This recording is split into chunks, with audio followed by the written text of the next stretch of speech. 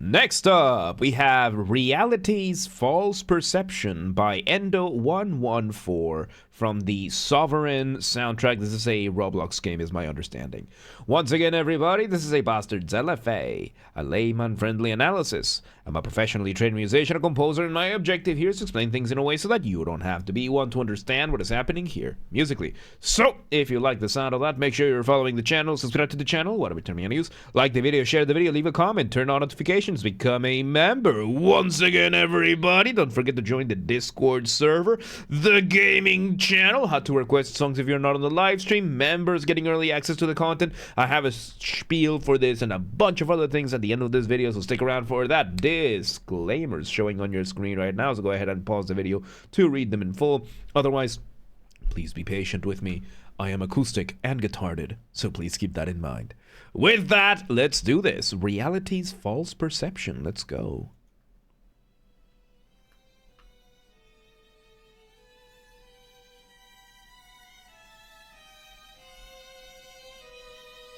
Okay, so we start with a fade in. Of course, things are just going up in volume gradually. And we have two violin samples playing at the same time in what we call counterpoint. Counterpoint being the study of melodies, how they are, how they develop, how they interact with one another. It comes from the word contrapuntus. Contrapuntus, which means point against point.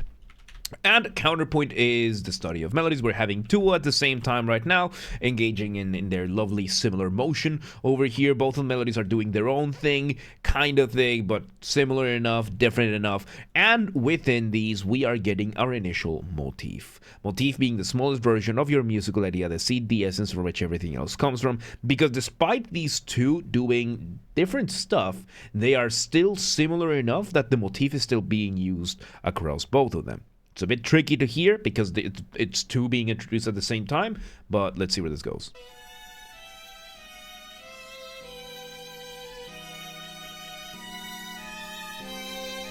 Isilia, Megumi, I think. Alright. Okay, so we now bring in a piano doing its thing, and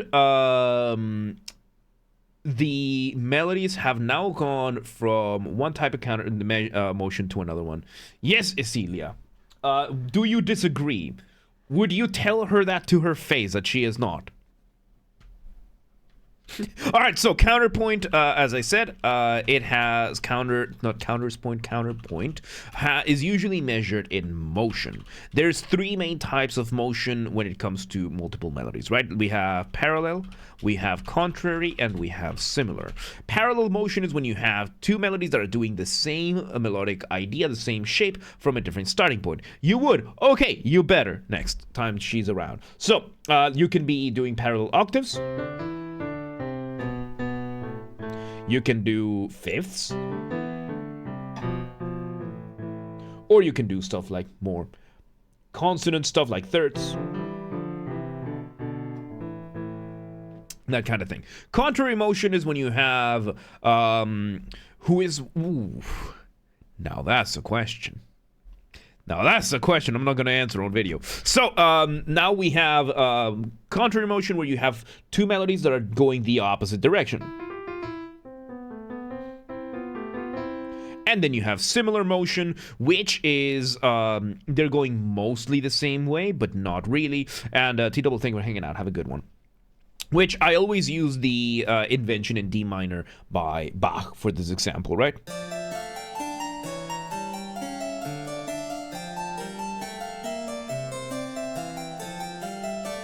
So you can see that, you can hear there that they're not really one-to-one doing the same thing. The rhythm is different, but the overall direction is mostly similar enough. So we went from similar motion to now parallel motion. We have another keyboard coming in, playing some extra chords in the accompaniment. Let's see where this goes.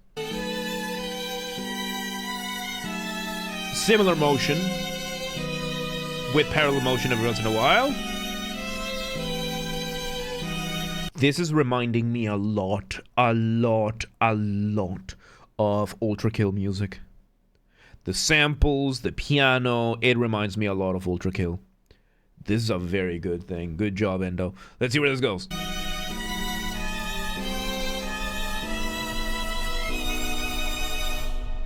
Silence.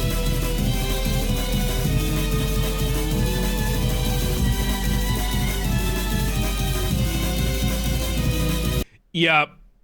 Yeah, I can hear the Hakita influence over here. So, we are now bringing the, we're doing this really cool thing where you have a melody that is slower than your drums, while the drums are going absolutely insane, right? So, we bring in these really, really cool drums. We're just repeating the idea we were doing before, once we built it up with the other keyboard and everything, and we're just gonna let this play out. Let's see where this goes. You want me break chord? Break chord, that's the name of this one. There you go. We also have like a chorus sample of singing in the back as well, playing some of the same chords, adding extra texture to this. This is really good. Let's see what it is.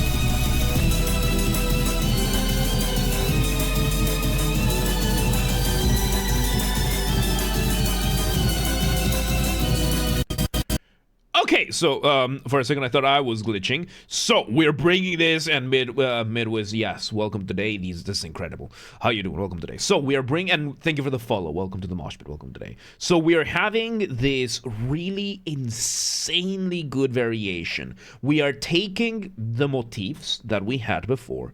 We are bringing them higher up on the register, like we're playing it higher, and now we're playing them more as if they were solos, and instead of I will name names after this, okay? Don't worry, I will name names after this. Let me just do this. Just stick around for that, okay? So yeah, we're building this up higher up in the range. We are slowing down, speeding up parts of it. We are basically turning the motif into solos. When you're making music, you want to keep a careful balance between what is familiar and what is new. Too much familiarity, too much repetition, too much of the same thing, you risk boring the listener, they tune out. Too much new material too quickly, you risk overwhelming the listener, they tune out. One universal exception, no matter the style, no matter the genre, which is solos. You bring in a solo, and as long as it's cool enough and it fits enough, you can do pretty much anything you want. You can get away with pretty much anything. And in this case, what are we doing? We are bringing the motifs, the melody that we had done before, and we're doing slight variations to them and doing that. This is the last reaction of the day. This is the last request, sorry, of the day. I mean, we use the React format, but it's more of an analysis video. And after this, we're going to be switching over to gaming. Yeah, this is the last one of the day. So yeah, we're having that one happen, and yeah, tomorrow we will be taking more requests. Let's see where this goes. Oh yeah, we had this brief moment over here. We chop the audio over here, very common in this kind of electronic music. Gives you a little bit of gives the music a little bit of unpredictability. Let me go. Let's see where it goes. We slow down the drums as well.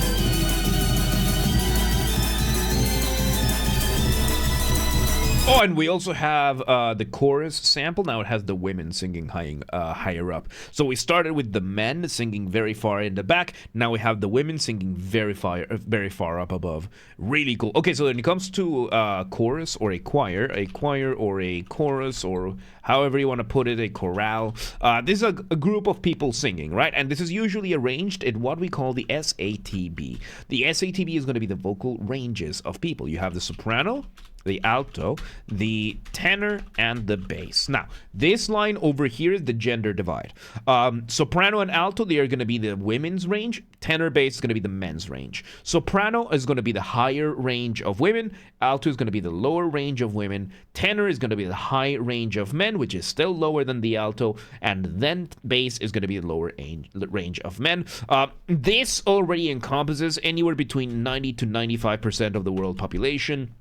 This is the rule when it comes to people. There are a couple of other in-betweens that you can add. You can add the mezzo-soprano between the soprano and the alto, and you can bring the baritone between the tenor and the bass. Now, the mezzo-soprano and the baritone, they're both the same principle. So the mezzo-soprano is going to be either the full range of both the soprano and the alto, or somewhere in between. Baritone, same thing, either the full range of the tenor and bass, or somewhere in between. In my case, for example, I am a baritone. I have a good chunk of the range from a tenor. I have a good chunk of the range from the bass, just not all the way either way.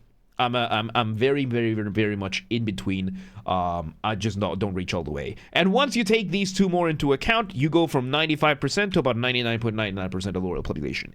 Anybody that falls outside of these 6 is going to be extremely rare.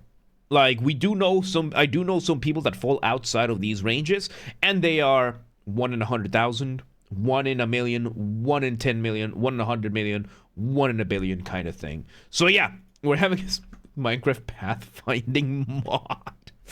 Is that what there a mod called the baritone? Lovely. Low alto and most of tenor, nice, Cecilia. So you would be falling in that category most likely.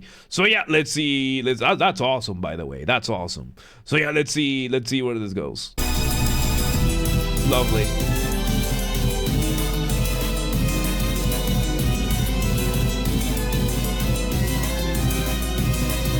Okay, so now we are bringing an elongated version of the melody. So elongation is a way that you can develop your material in which you play something slower than you did before. So in this case, it's both an elongation and a variation so that it sounds a little bit more like a solo rather than the original material. But yes, in general, it's going to be an elongated version. The opposite of elongation, of course, being reduction of material. So in this case, this is going to be one element that is playing at a different speed in relation to everything else, right? So we're having this. Let's see where this goes. I can hear the harpsichord in the background as well. We have a harpsichord in the background, one of my favorite instruments of all time. Harpsichord being one of the predecessors of what we nowadays call the piano. The full name of the piano, by the way, is the pianoforte. The pianoforte is because of the two expressions musically. Piano means quiet, forte means loud. Pianoforte is the keyboard that would play quietly and loudly. Because before that, you had instruments like the harpsichord. If we bring an image of the harpsichord, you will see that they look very similar to a regular good old piano, except the main difference is the mechanism within.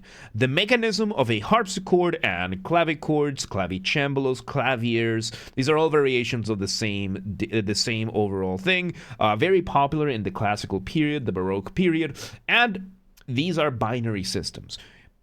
Key gets pressed, the string gets plucked. Key gets removed, the string gets muted, and that is it. That's what we used to have. Then we bring in the pianoforte with a way more sophisticated system of hammers that allow you to play quietly or loudly. Because back in the day with the harpsichords and whatnot, it was just one sound that you could get. It was one singular volume that you could get. Instruments that you could play quiet or loud would then be added, would be other instruments, the violins, the flutes, or something like that, where you had more control over the mechanism, rather than these, where the keyboard is a little bit more detached from the rest of the mechanism. Which is why if you look at sheet music from before the time of Beethoven, you would see many of them wouldn't have dynamic marks saying, oh, play loud or play quiet over here. It would just be, just play. Just play, because there was no markings for the keyboards in that time. So because of that, the harpsichord is very often associated with the classical period. And if there's one thing the classical period is classy. And you associate this with very high-end society, very elegant, very fancy kind of thing. So whenever you add a harpsichord to things, it's going to sound just as fancy, which is the effect we're getting over here. The harpsichord is now arpeggiating some of the chords. Arpeggio is when you play a chord one note at a time. For example, here's C minor, here is arpeggiated. So yeah, let's see where this goes. The drum's still doing that break chord thing. See where this goes. Playing them more like solos, more extended version of the melody. Extending those melodies up and down. Really not building cadence or resolving it, just making it happen. My friend thought the harpsichord and harp were the same instrument. It makes sense. It makes sense because they both start with harp. Yeah, like some instruments do have that kind of confusing thing. Okay, so we bring in the glitchiness, like we chop the audio file a little bit. Let me go back a little bit so that we can hear it again.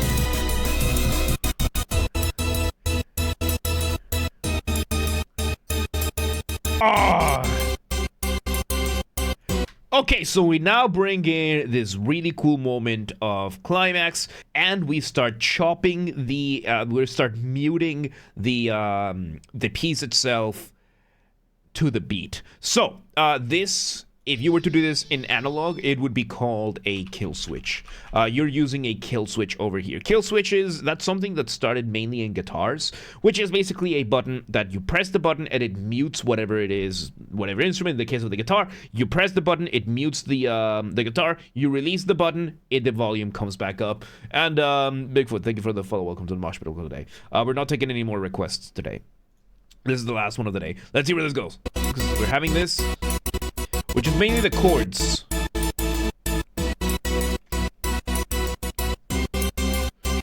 Ooh.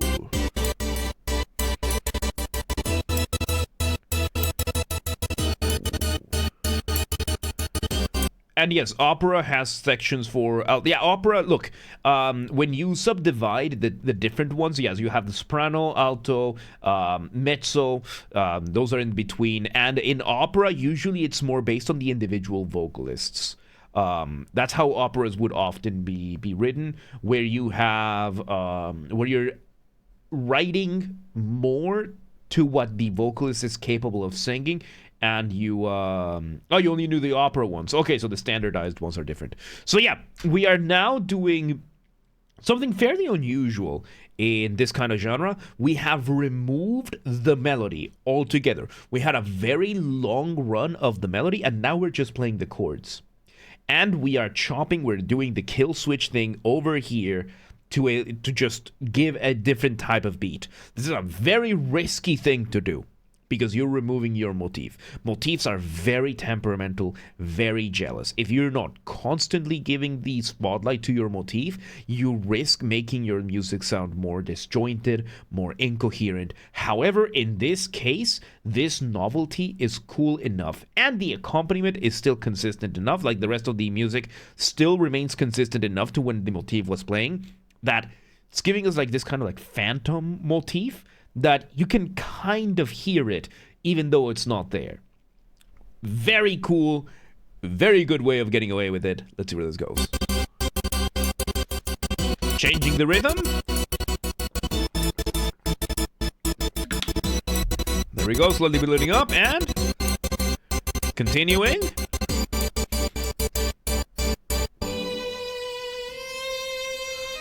Solo violin. Ooh, there you go. So now we bring a reduced version of the elongated version, because it's not quite the original motif. We have a brief moment of full-on going off the ramp being a colloquial term that I use. Colloquial, by that I mean there's no official academic definition for this, or at least I'm choosing not to use it for the sake of simplicity. And off the ramp is what I call a particular type of transition that makes your listener feel suspended up in the air at the mercy of inertia, waiting to see where you land. Can be as short as a couple of beats, can be as long as an entire section. How do you do this? Remove the drums, maybe the bass as well, or in this case, just put the solo violin playing the start of the melody, and then you just start the rest. Let's see. This goes. Sure, it sounds so good. It's really good. We have the chorus in the background. Still doing this. Very high melodies. It's really cool. Speeding up the drums. We speed up the drums and we slow down the melody. I like that we are keeping that contrast happening, which balances things out. This is really good. Let's see where it goes. How is it gonna end? How are you gonna end this? Elongated version? Oh, we have one violin playing the, we have one of them playing a even slower version, while we have the other ones still doing the solo thing. Clever. Let's see where it goes. Let's see how it ends. There we go. That's a lot of counterpoint. It's very complex counterpoint. Working out very nicely. And we have a little bit of a good old retardando. So, a retardando is when you gradually slow down the music. The opposite of a retardando is an accelerando. Accelerando, you gradually speed up the music. Retardando, you gradually slow down the music. We did that one, and noisily, I am gitarded. Thank you very much. So yeah, let me go back a little bit because we did get that shopping moment. Let's see where this goes. Oh, it just cuts off with the half cadence. So we build up the half cadence and we end it there. When you're making music, you're doing one of two things. You are building tension. Oh, that's too much. You're building tension or you're removing the tension. Or you're resolving that tension, sorry. That point in between, we usually call the cadence. Now, a half cadence is when you build the tension and you intentionally do not resolve the tension. This gives you momentum, it gives you inertia to be able to solve this, to resolve it either in the following section, in the following track, or it allows you to loop back to the start. In this case, I would say it gives us a pretty good way to just reset the track and start over. I have done this myself in some of my music. I'm gonna self-promotion right now. Warning, this is orchestral melodic death metal, so it's intense music, right? But if you listen to my song Second Conquest by me, you will hear the ending, right? Like we're having this moment of tension. It's building up. The drums are escalating, the guitars are escalating, the orchestra is starting to build up. There's a quote by Genghis Khan. It builds up the cadence, it builds up that expectation, and it doesn't resolve. And then if you listen to my song As We March, then tension resolves. Tension is built up in Second Conquest at the end, half cadence, resolved in As We March. And to an extent right now, we have the build-up with this one, and there, by Jerb, there you go. And with that, there you have it. I can hear the Hakita influence in this. This was so good. That was so good. There you have it. That was Reality's False Perception by Endo114 from the Sovereign soundtrack featured as a Roblox game, is my understanding. Is someone selfish advertising his own music? Yes. So, there you go. Roblox song was really good, man. I was insane. Once again, everybody, this has been a Basterd's LFA, a layman-friendly analysis. I'm a professionally trained musician and composer, and my objective here has been to explain things in a way so that you don't have to be one to understand what's happened here musically. So, if you're watching this on the YouTube video archive thing, thank you for watching. Make sure you're following the channel, subscribe to the channel, whatever term you use. Like the video, share the video, leave a comment, turn on notifications, become a member. Once again, everybody, don't forget to join the Discord server. That's where everything gets announced first. Whether it is the streams going live, videos going up on the channels, updates, announcements, projects, everything gets announced there first. Of course, that's where we also have the community, where we hang out, we chat, we steal memes from other people's servers, claim them as our own, and where I host the Vintage Story game server. It used to be a Minecraft mod, now it's its own standalone game. I prefer it over Minecraft, so link in the description, join the Discord today, and all that stuff. Yes, let's see, artists, endo, musicians, or anybody else out there on YouTube or elsewhere. This is an open invitation. If you want any of my musical skills for any of your projects, whether it is my guitars, Mongolian throat singing, you know, the good old hoo, oh, oh, kind of thing, regular singing, voice acting, whatever it is, reach out, let me know. Let's work together, let's make stuff, right? And if you're in the audience and you know somebody that could benefit from any of my skills, reach out, let them know. Please do not harass anyone, please do not spam anyone, be cool about things, don't be a rat.